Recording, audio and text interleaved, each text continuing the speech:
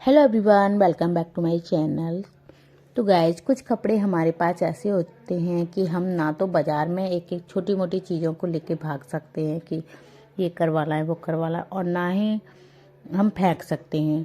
और ना ही ऐसे कुछ कपड़े होते हैं कि हम खुद पहनना पसंद करते हैं, हर कपड़े को देना भी पसंद नहीं करते हैं, क्योंकि ऐसा तो नहीं है कि थोड़ी बहुत कमी हुई हो हर कपड़े को हम फेंक दें या किसी को दे दें। तो हम थोड़े बहुत कपड़े खुद भी सही करना सही समझते हैं। अब देखिए, ये जो जैकेट है ना, सबसे पहला आइडिया हमारा यही है कि हमारी जो जैकेट है, अब आप बाज़ार में इसको करवाओगे तो कम से कम 10 रुपये तो ले ही लेगा। और छोटी मोटी चीज़ों के लिए ना बाज़ार जाना बहुत ही ज़्यादा बेकार लगता है, क्योंकि एक एक चीज़ के लिए तो भागा नहीं जाता है। अब देखिए, ये जो चैन है ना, बार बार पे ऊपर से निकल रही है, बार बार पे हमें डालने की ज़रूरत पड़ रही है। तो इसको रोकने के लिए आपको क्या करना है, देखिए आपको लेना है एक हुक, जो ब्लाउज वाला जो नॉर्मल हुक होता है ना, वो वाला। तो देखिए, मैंने इस तरीके से हुक लिया है और यहाँ पे देखिए ये जो दांते हैं ना इस जिप के, यहाँ पे आपको इसको सेट कर देना है।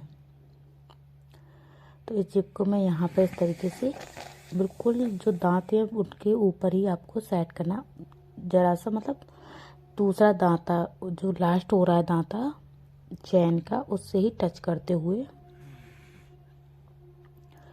तो देखिए, इस तरीके से मैंने इसको हुक को पो दिया है इसमें। इस तरीके से थोड़ा सा छेद को चौड़ा कर लिया, जो हुक पास हो रहा था तो जा नहीं रहा था, तो फिर मैंने चौड़ा करके फिर उसको डाला और फिर से दबा दिया है। बिल्कुल दबा देना है आपको। अब आपको इसको अच्छी तरीके से यहाँ से सिल देना है। तो आपकी जो जिप है ना, बार बार पर निकलेगी नहीं। और बच्चे क्या है कि वो निकल जाती है तो बार बार पर खोलते हैं, बंद फिर से डलवाते हैं। तो इस तरीके से दिक्कत नहीं होगी और डालने में फिर टाइम लगता है, कि क्योंकि लेडीज़ों पे इतना काम होता है कि बार बार पे रनर को तो डालने बैठी नहीं है, और बार बार पर डालने से ख़राब भी हो जाती है फिर जिप। अब देखिए, इस तरीके से हुक को आपको अच्छी तरीके से सिल देना है कि ये निकले ना। चारों तरफ से आपको इसमें सिलाई लगानी है सुई धागे से। तो इस तरीके से देखिए, मैंने इसको सिल दिया है। अब देखिए, इसको हम खोलेंगे ना, रनर को बिल्कुल भी नहीं निकल रहा है। और इसी तरीके से मैंने जो दूसरी वाली जैकेट है ना, उसमें भी लगाया हुआ है। तो देखिए, इस तरीके से इसका जो रनर था ना, वो भी निकल रहा था बार बार पर। तो मैंने दोनों में ही यही काम किया। तो चलिए, दूसरा आइडिया आप लोग को बताते हैं। ये वाला आइडिया कैसा लगा कमेंट ज़रूर करना। तो देखिए, मेरे पास ये गाउन है। अभी मैंने एक भी बार पहनी नहीं है, लेकिन ये जो गाउन है ना, एक बार मैंने डाली भी थी, लेकिन इसकी जो साइड से जो बाजू है ना, बहुत ही ज़्यादा चौड़ी चौड़ी है, तो फिर मुझे उतार के रखनी पड़ी। तो क्योंकि अच्छा नहीं लगता है, इसीलिए घर में सबके साथ में। अब देखिए, इसकी जो बाजू, आप जितनी भी आपकी चौड़ाई हो बाजू की, उतने आपको निशान लगा लेना है। और आपकी सिलाई मशीन चल जाए, क्योंकि कभी कभी क्या होता है, हर गाउन पे सिलाई मशीन नहीं चलती है। तो अगर चल जाए तो सही है, चला देना। ऐसे ही डायरेक्ट नहीं चले तो आप दोनों साइड में अखबार लगा के भी सिलाई लगा सकते हो। इस तरीके से जो बाजू चौड़ी चौड़ी उनको आप सेट कर सकते हो घर में ही। तो इस तरीके से, या फिर आप सुई धागे से भी कर सकते हो, ज़रूरी नहीं है कि आप सिलाई मशीन से ही करो। तो इस तरीके से देखिए, दोनों ही बाजुओं पे मैं बराबर बराबर सिलाई लगा दूंगी, और सेम नाप से आपको दोनों तरफ सिलाई लगा देनी। तो पहले आपको पहन के देख लेना है, नहीं तो आप बाजू भी आपकी नाप सकते हो जहाँ पे ये बाजू आए। तो कभी कभी तो सही आ जाती हैं, और लेकिन कभी कभी बहुत ज़्यादा चौड़ी आ जाता है ये हिस्सा। अब ये बिल्कुल सही हो चुका है जितना मुझे चाहिए था। अब इसको पहनने में कोई भी दिक्कत नहीं होगी। और ये ट्रिक आप भी ज़रूर करना, क्योंकि ज़्यादा चौड़ा अच्छा नहीं लगता है बाजू का हिस्सा।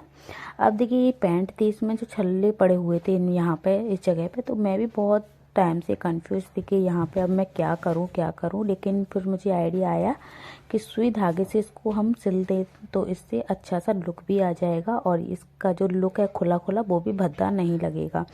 क्योंकि इसमें जो डिजाइन डली हुई थी, वो छल्ले से पड़े हुए थे, वो निकल चुके थे, बच्चों ने इधर उधर डाल दिए, मिले ही नहीं, क्या करना है। अब इसको देखिए, जहाँ पे राउंड राउंड सा हो रहा था, वहाँ पे मैं इनको 2-3 सिलाई लगा दूंगी अच्छी तरीके से, इस तरीके से सिलते हुए। अब देखिए, जहाँ पे दूसरे वाला छल्ला सा पड़ा हुआ है, वहाँ पे अब टाँके लगा दूंगी इस तरीके से। दो जहाँ जहाँ है, तो 3 जगह हैं, तो इसी तरीके से तीनों जगह पे टाँके लगा दूंगी। तो इस तरीके से हमारी जो जीन्स है, नीचे का लुक अच्छा सा हो जाएगा। और जो छल्ले थे वो तो गायब हो गए, तो उनको तो हम डाल ही नहीं सकते। या फिर ऊपर से आप बटन वगैरह लगा के भी इनको और भी अच्छा सा लुक दे सकते हो, जो भी आपको लुक देना चाहो। अब देखिए इस तरीके से मैंने इसको सिल दिया और सेम तरीके से आपको दूसरी वाली जीन्स को भी रेडी कर देना है। या आपकी जीन्स हो या टॉप हो आपके, इस तरीके से उसमें आप लुक दे सकते हो। क्योंकि ऐसी जो जीन्स है ना आजकल बहुत ज़्यादा चल रही हैं और देखी भी है मैंने इस तरीके से। तो देखिए इस तरीके से ये हो चुका है। या फिर आपके पास कोई भी ऐसी डोरी है तो अच्छी जो आपको लगे कि हाँ इसमें डल जाएगी, तो आप डोरी भी डाल सकते हो। तो देखिए हमारी जो जीन्स है वो ओके हो चुकी है। तो बहुत टाइम से पहन नहीं रही थी लेकिन ऐसे ही पड़ी थी, तो अब मैंने सोचा इसका कुछ कर दिया जाए।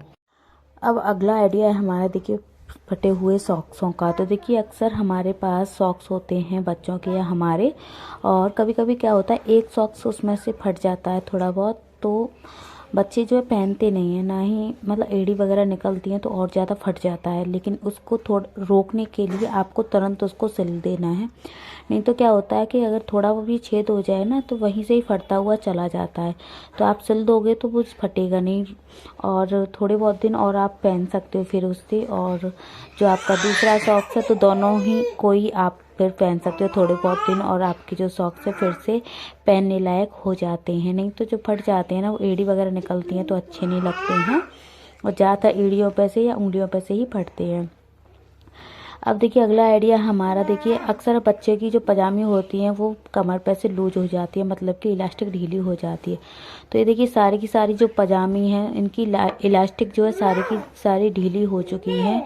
अब मुझे इनमें सब में डालने हैं।